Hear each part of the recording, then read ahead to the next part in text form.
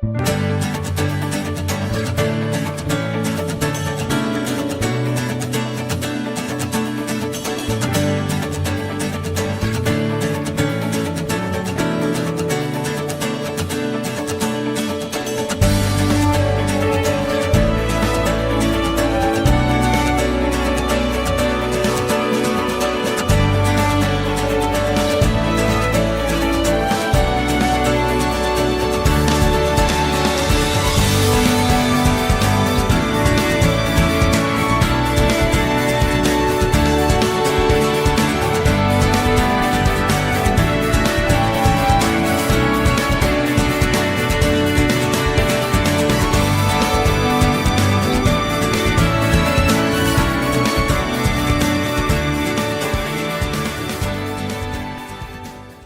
there! Greetings, learners! Do you find the universe fascinating? Aren't you curious about humans' behavior and how their mind works? Or do you sometimes wonder where the humans and animals came from? And if any of this interests you, We suggest that you finish the entire video and learn with us.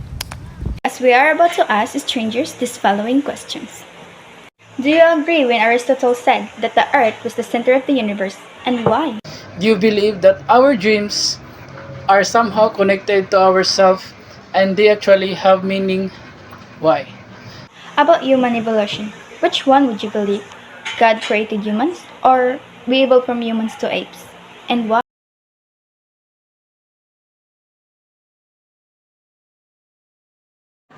excuse me sir, pwede Yes. ka ma-interview? Okay, go ahead. Okay, do you agree when Aristotle said that the earth was the center of the universe and why? For me, dili ko agree just because as we all know that the sun is the center of our solar system.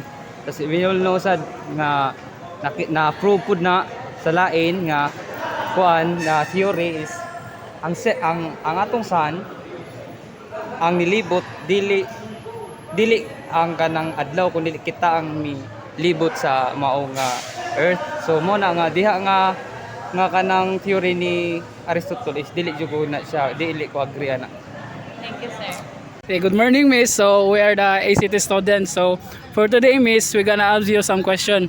Do you agree when Aristotle stated that the earth was as the center of the universe? No, because for me, the center of the universe is sun. Hello ma'am, good afternoon. I am Jinix Costello ma'am, and I have a question for you that do you agree with that Aristotle stated that the earth was at the center of the universe? Yes or no? For me is no. Then why? Because when you said center of the universe, that moment when God created the whole universe, especially the 9 planets, Aristotle was not made. But when God created man, the superstitious beliefs already exist. But the nasa istorya nga to see is to believe. So did Aristotle found that the universe is the center of the universe? I think not. That's all. Okay ma'am, thank you. So good morning. So we are here at Plaza. So we're gonna ask Sir, what's your name, sir? My name is Sam. Sige, so for today's, so we're gonna ask you some questions. Did you agree that the earth was the center of the universe? Is that a question? Modern scientist says that the center of our universe is not yet been decided because our solar system, it's the sun is the center of our solar system. So thank you, sir. Thank you for that wonderful question. So, do you agree when Aristotle stated that the earth was us at the center of the universe? So for me nang di ko ingon na ni agree ko sa iyang opinion na ni ko lang ko na if ang earth kay ang center sa universe di man siya maingon jud kay daghan makay planet ang ato ang universe is the Milky Way. So di sa ta kaingon na siya ang center pero karon makaingon lang taron na kanang siya ang planet na naa living being na kita humans na mga kuan. So sa iyang punto for me lang sayang punto siguro kay kita ang center, which means na kita ang planet na naay human being na makaingon na kanang murag ni kuan tanan ang universe sa ato na planet murag nga na ako sabon. So dili ko moingon na ni agree ko sa iyang opinion na kita ang center, pero ni-agree ko if kung atong una-unaon lang na in terms sa unsay resources or naay human being ang ato ang planet ang mahimong center gana. Thank you. So, excuse me, miss. Good morning. So, for today's video, we're gonna ask some strangers to answer our question. So, for today, miss, do you agree when Aristotle stated that the Earth was the center of the universe? No. And what? Because according to Galileo Galilei, the sun is the center of the universe. Thank you, miss, for that wonderful question. Sir, I am James and thank you for your time. I have question for you the question is, do you agree when Aristotle stated that the Earth was at the center of the universe? For me, kay mutubag ko na yes kay as of now ang kita ram gyud ang living being diri sa atong solar system. So which means na kita ang murag center of attention sa tanan. Balik kita pa ang ni nakakunog technology niya o kana technology. Thank you, sir. Sources. For me, for us, the Earth is the center of the universe because the Earth is the only planet that has life, and Earth is the only planet that can give that can sustain the needs of each living person, each living human, each living individual that the God made. Thank you. Do you agree when Aristotle said that the Earth was the center of the universe, and why? I totally oppose with that, although Aristotle was believed that time that the Earth was the center around the universe, but according to the modern science, and it shows there the evidence that the sun is the center of the universe.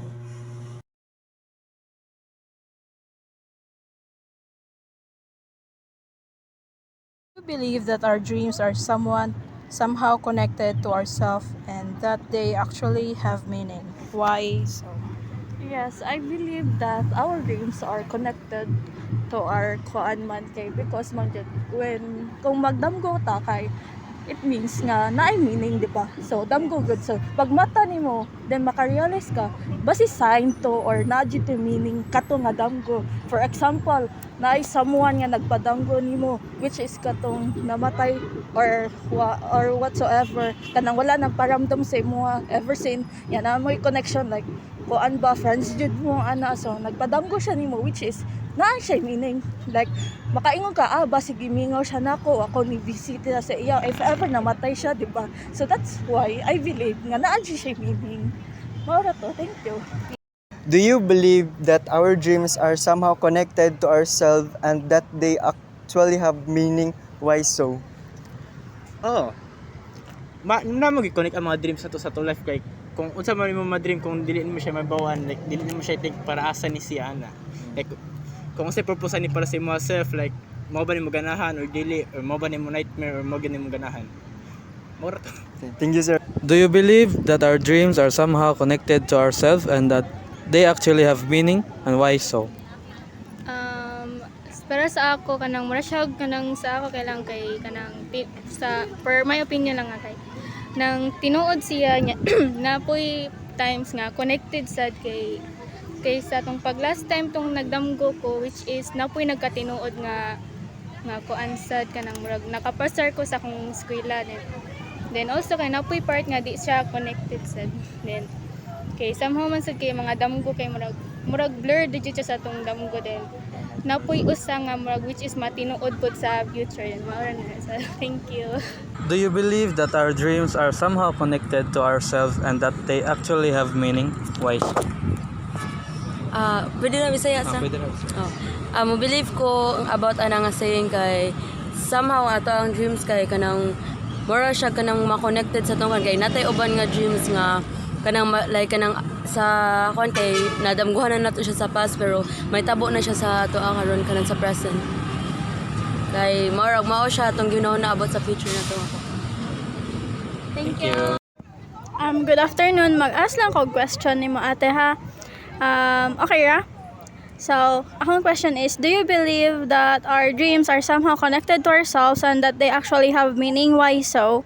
Yes, I do believe nga kanang ang atong dreams connected sa ato ang kaugalingon, because when we know ourselves, we have the goal to achieve, we have the vision that we aim for, and when we have vision, we have the mission to achieve it. Mo na siya, that's why it's connected to ourselves, and it has a great it has been a great meaning. It symbolize ourselves that we are willing to risk, we are willing to take every challenges, every struggle to aim for that goal. Thank you. Do you believe that our dreams are somehow connected to ourselves and that they actually have meaning? Why and so? Yes, I believe nga connected siya sa ato kay kanang namtay purpose sa wala kay purpose kung wala kay dream sa imong kaugalingon. So it is within yourself nga na kay dream nga ganahan makabot, and I think nga connected jud ang dream sa nato asa student pod. Thank you, sir. Do you believe that our dreams are somehow connected to ourselves and that they actually have meaning? Why so? I don't think na our dreams is somehow connected to ourselves. Okay, first and foremost, we are unconscious nga na-happen na, and also wala siya like strong evidence scientifically. Salamat, ma'am. Do you believe that our dreams are somehow connected to ourselves and that they actually have meaning? Why so? Yes, because dreams is like our driving force in our life, because kanang if wala tay dreams kay wala nang takabawon sa atong pambuhaton, like walay padulngan atong kinabuhi. If na tay dreams, like mo follow tani nga path para makabutan nga dreams, and ang dreams kay serve as motivation sa ato ang life para makabot ginani mo siya. Thank you, sir. Do you believe that our dreams are somehow connected to ourselves and that they actually have meaning? Why so? Okay, as what you've said, niya ka nga sa atong dreams, so it means ang imingon kag sa atong dreams, it reflects nga ang kanang nga dreams kay mag-connect dyan na nato, kaya ato agad own gud nato. So kung sa atong perspective or gi-desire sa atong heart, kung ana nga dream connected dyan na nato, kay mao man na kung unsa atong ganahan, unsa atong hobby, or unsa atong kanang gi-look forward sa life. So I think it is really connected sa atong dream, kaya ato man na own or personal man nato ng dream. So if kani nga dream ato ani dili sa ni makuha sa lain, kay different man ta, so lain sa dag pananaw sa atong kinabuhi. So connected ra siya. Do you believe that our dreams are somehow connected to ourselves and that they actually have meaning? Why so? I totally believe that our dreams are somehow connected to ourselves because of the fact that it involves and it can offer the insights and our thoughts, and then the meaning itself is subjective. We all know that each one of us have different interpretations, and then it's up to them if the dream is somehow have a significant meaning.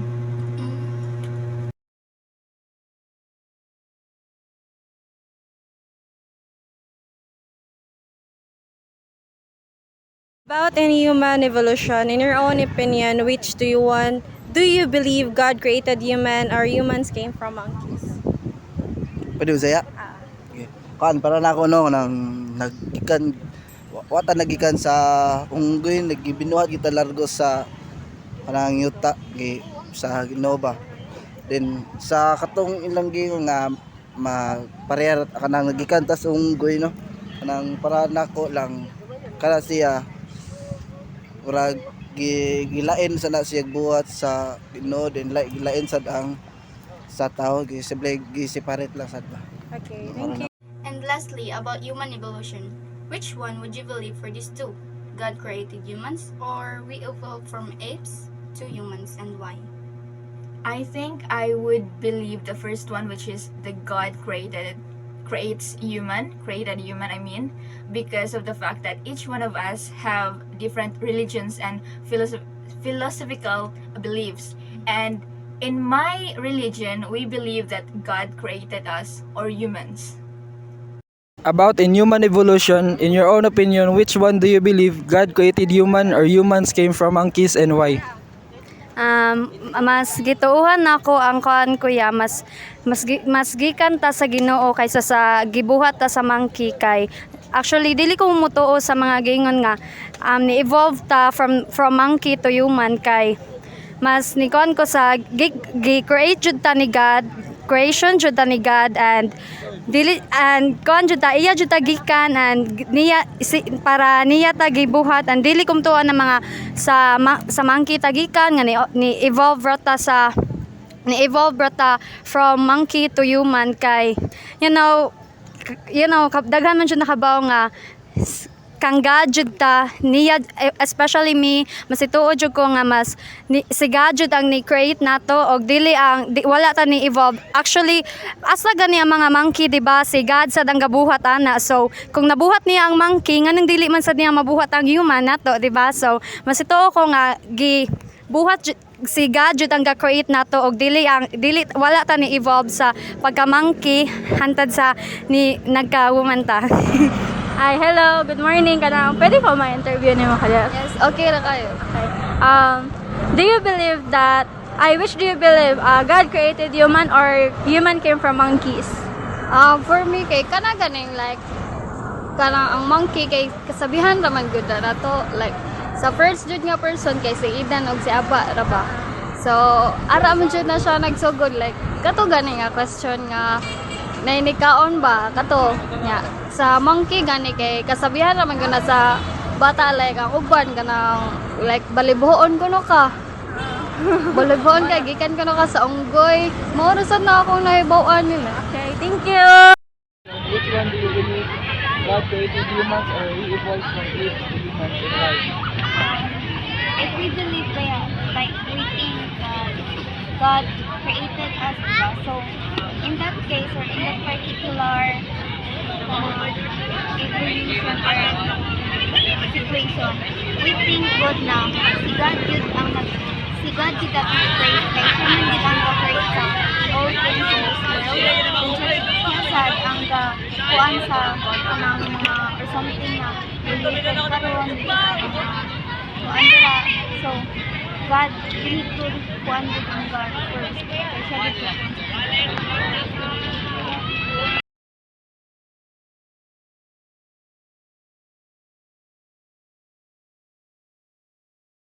What were the main contributions of the Copernican revolution to our understanding of the solar system and the universe? I think the main contribution that would be the shifted understanding about the orbits around the sun, and then it changed how we view the solar system and the universe. Good answer. Yeah. What were the main contributions of the Copernican revolution to our understanding of the solar system and the universe? The greatest contribution is all about the astronomers that kanang nagkuan sa ato ang universe, that the fact is the sun is the center of the universe and the earth is not the center of the universe. Okay, thank you.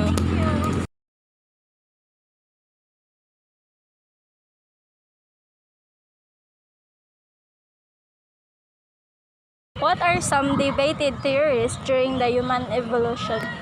Nga ang sa karon man gud sa theories sa pag-evolution sa tao, although dili pa daw siya like accurate siya gud na nga na pangitabo kay theories raman.